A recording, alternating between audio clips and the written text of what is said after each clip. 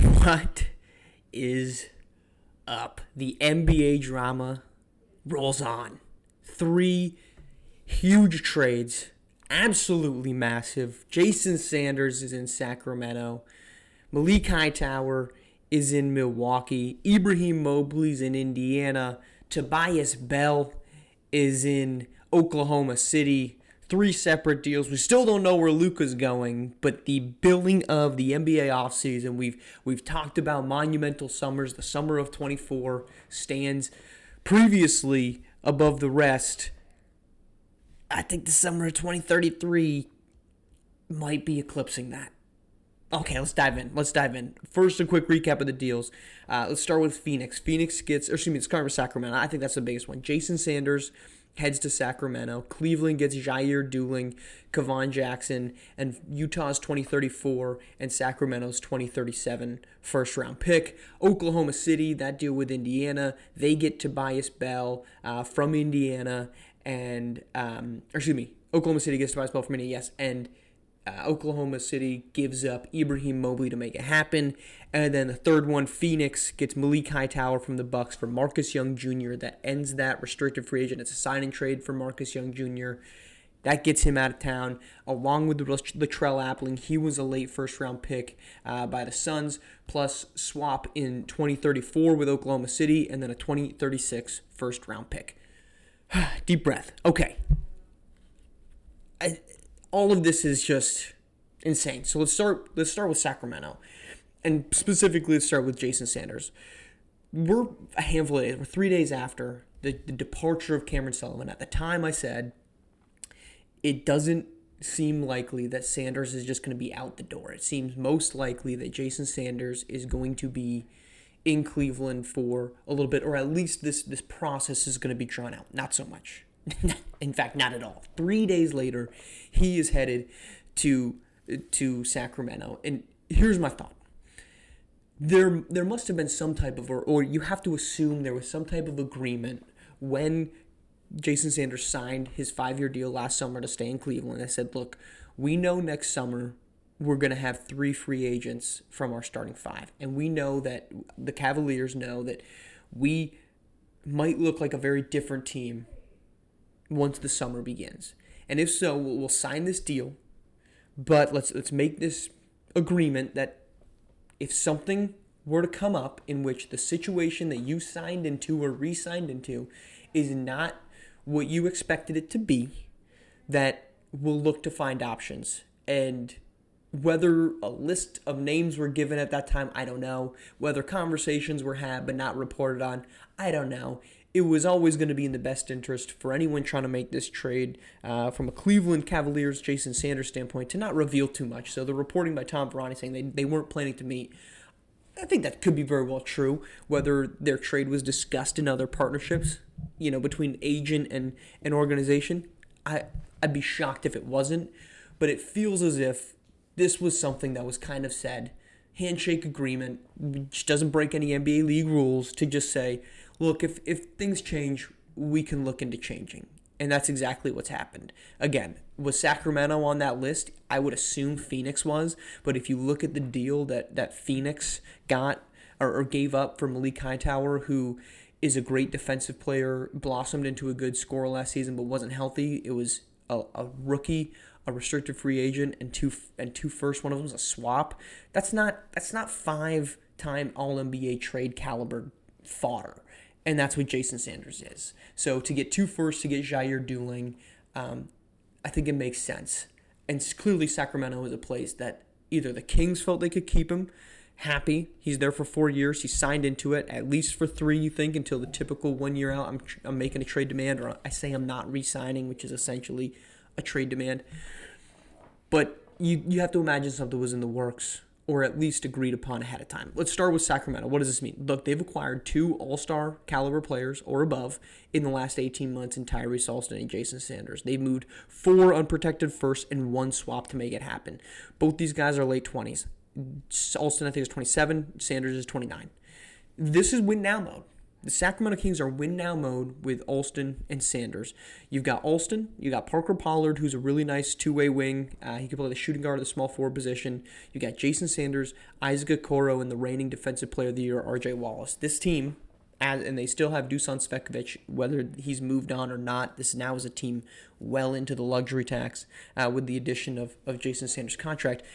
They're on the short list. It's Phoenix, it's Golden State, and it's Sacramento. It was Phoenix before the Malik Hightower deal. It's now definitely Phoenix with the Malik Hightower deal. But it's those three and probably the Lakers. Those are your four teams. So for Sacramento, this is a team that they should be getting 55 wins. I don't know that there's a starting five that's better than those five right now in the NBA. You've got scoring in two guys. You've got defense in four guys. And then you've got playmaking in 2 to 3 guys as well. That's all you need. And the Kings have that. So suddenly getting a top 4 seed is going to be the equivalent of getting a top 2 seed in previous years. The Western Conference just went from being good, not great, and the Eastern Conference being this elite, deep conference. The tide has switched back, or at least much more even, because the Western Conference runs probably 8 deep right now. Cleveland. Look, clearly, I think this team can't rebuild because I don't think there's a huge market for LaMelo Ball, and I think that they've been shopping him. Okay? You move on from, or you lose Cameron Sullivan, you move on from Jason Sanders. LaMelo Ball was brought in because this was a team with stars in their their late 20s, early 30s. I said, we are preparing to win now. LaMelo Ball fits that, along with Tyrese Haliburton, who's in his 30s, and Onyeka Okongwu, who's in his 30s. This is a team that's ready to win now. They lose 2 of those pieces. Haliburton's probably out the door. But the point guard position is so deep that there's not many contenders that are looking around saying, you know what we really need is a 31-year-old point guard who's 2 years removed from a torn ACL, who doesn't play defense even when he was in his prime. I think this is a team that probably looked to move him and just couldn't. And so now they bring in Jair Dooling, who's 24. He's young enough to be able to be part of a future, and now he's going to get a much larger runway. Look, he wasn't anything extraordinary when he was with the Kings. He was an 18-point-per-game scorer. He got things done, but he wasn't this over-the-top, bring him in, and you know you've got a future with him. He was good. He was good, but that's about all he was. Are we going to see a different version of him? I think the Cavs at least now get to roll the dice on him in a similar way to which you look at like a Victor Oladipo when he went from Oklahoma City to Indiana. Yeah, there's some disappointment. Yeah, there's some flashes. We're going to bring him in and we're going to see what happens. Second big deal, Phoenix, Milwaukee. The Suns, that's what we talked about earlier. They clearly wanted to shake things up. They get Marcus Young Jr., who had kind of become a pariah within the organization, despite being, 4th overall pick a couple years ago, a season in which they could have taken Robert Mack, keep in mind, but they had Nathan Servin. At the time, wondered why a lot of those teams let Robert Mack drop all the way to 6 for Charlotte, but it happened. Still not a sub-30 3-point shooter, is not a playmaker, but what he is an elite athlete and an elite defender. And it feels as if Milwaukee, who gives up a first and a swap, might be brewing for something else. They still have $43 million of Brandon Boston's deal. They just added 2 first-round picks they can move. It feels as if they're gearing up for something else. Phoenix, though, now has probably the best shooting guard through power forward trio in the NBA in terms of size, skill set, and two-way ability. Cade Cunningham, Malik Hightower, and Jacoby Cleaves. There's probably not a better defensive duo at the forward position than Cleaves and Hightower. I'll hear the Warriors argument. I don't believe it's true. They're really good. Dixon and Kuminga, really good. Cleaves and Hightower are better. This is now a team that's built to win now. And they're also built to win down the line because Malik Hightower in his mid-20s, Jacoby Cleaves early 20s, those are 2 guys that so long as they're both healthy, you can pencil in and think back to the early 2020s, the Los Angeles Clippers, almost 15 years ago now. Paul George, Kawhi Leonard, they got they got the 2020 NBA title in the bubble. They got 50 win seasons thereafter, continued to contend. I think this is what the Suns' future is. It's probably going to take some speed bumps getting them and those 3 acclimated, but as it's built right now, Phoenix maintains their spot among the top 3. Milwaukee, like I said, it feels like they're gearing up for something else, but Dwayne Qualls is the type of offensive piece that you don't need a ton else, right? If you say, look, our biggest problem, which it was last season, was defense, you insert Marcus Young Jr. as a wing stopper. He's really good at that. He had a really good playoffs going up against, Mateo Delgado at times, Deontay Dixon, Savion White. He can defend 1 through 4 really well. Now you've got Dwayne Qualls, who's a former Defensive Player of the Year. You're putting those two together with like a D'Angelo Dyson as a great shooter and a Jules Petrus out there. It's a really good defensive group, and that's something they didn't have a year ago. And then the last deal, Oklahoma City and Indiana, a 1-for-1 former All-Star Ibrahim Mobley, potential All-Star Tobias Bell swap.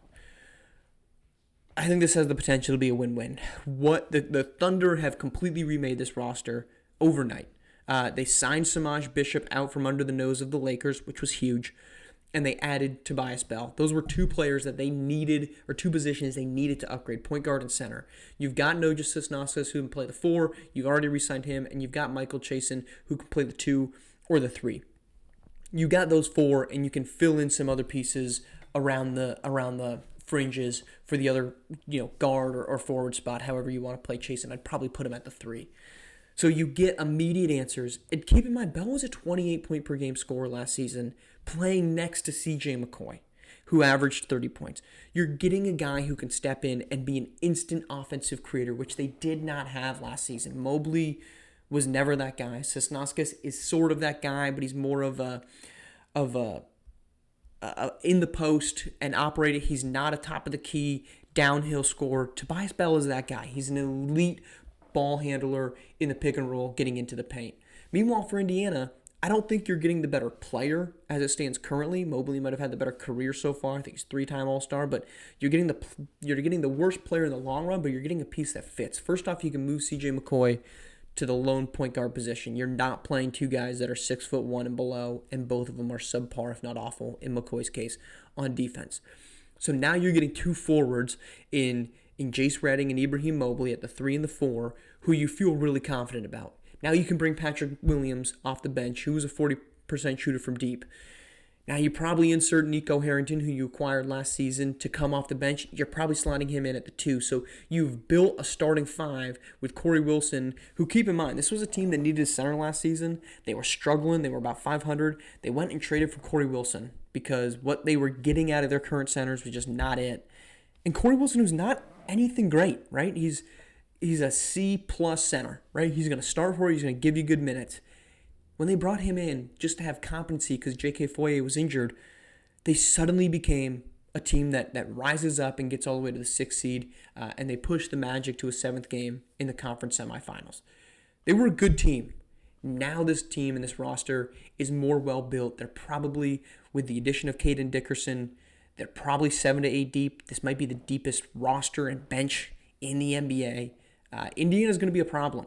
They were kind of on the fringes of it last season, but I think this is now a roster that makes more sense moving forward. All right, we're back. Free agency continues to roll on. We'll probably, the big fish, right, is still Luka Doncic. We haven't seen where Luka's going to end up. We'll hold it out until that move comes up. A lot of the big names are out the door.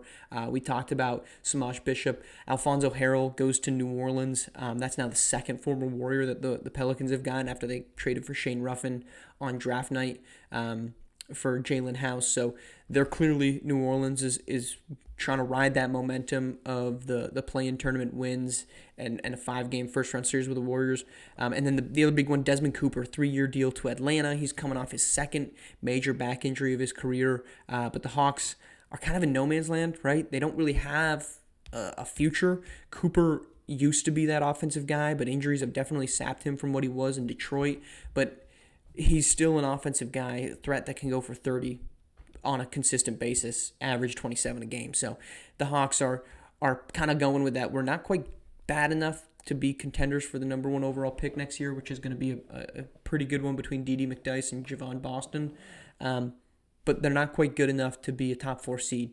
So they're kind of in that, let's try to get a play-in spot, let's see what happens, and go from there type of deal. So a lot of activity, but a lot of the big names starting to dry up in free agency. But we'll be back if and when we get a Luka Doncic outcome, because I frankly don't see this happening. So appreciate you tuning in.